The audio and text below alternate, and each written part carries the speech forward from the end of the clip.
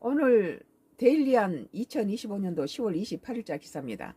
장동혁, 이재명 정부 문정권같이 청년들 잔혹한 생존 게임으로 밀어넣어. 뭐 캄보디아 사건을 놓고 그러는 모양인데 그것도 이 현 정부에 대해서 책임을 물을 수 있죠. 전부 20대 청년들이 왜 이런 사기에 휘말려 갔느냐, 정치를 잘하면 이랬겠느냐, 그런 것도 가질 수 있죠. 모든 고통의 시장은 이 정권 여부동산 정책. 장동혁은 부동산 6채 해명에 대한 대통령실 지적에는 비판 자체가 억지다. 내가 다 부끄러워 라고 말했습니다. 그렇죠. 뭐 구로구에 있는 30평 아파트에 살고 있는 장동혁 국민의힘 대표한테다 그런 식으로 갔다가 지그들은 무슨 뭐 50억이 넘는 건물애들 살면서 정말 뻔뻔스럽죠. 장동혁 국민의힘 대표가 이재명 정부의 10월 15일 대책을 두고 문재인 정권과 같이 청년들을 잔혹한 생존게임으로 밀어넣고 있다고 일갈했다.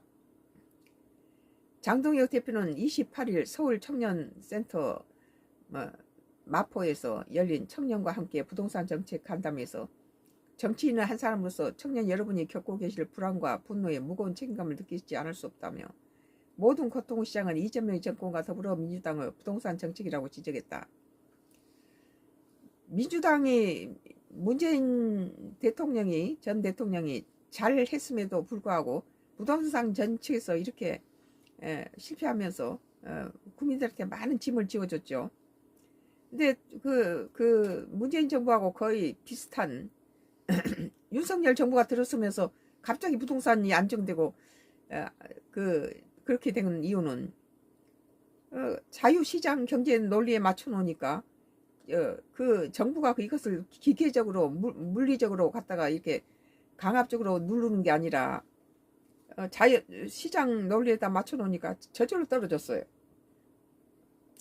장 대표는 이미 지난 문재인 정권에서 처참히 실패했던 정책을 내 집 마련의 꿈을 제약시하고 주거 이동 후 사다를 끊어버리는 주거 파탄 정책을 광기처럼 밀어붙이고 있다며 이것은 단순한 정책 실패가 아니라 입법 폭주, 사법 파괴에서 청년과 국민의 삶을 벼랑 끝으로 밀어버리는 명백한 부동산 테러라고 목소리를 높였다. 그는 이 정권의 위선과 오만은 끝이 없다. 자신들 국민에게 하지 말라고 한 그 방법들로 이미 서울 강남에 수십억짜리 집을 갖고 부를 대물림한다며 정작 서울에서 일하고 꿈을 키우고 있는 청년들은 사실상 도시 밖으로 내쫓고 있다. 이것이 21세기 서울 추방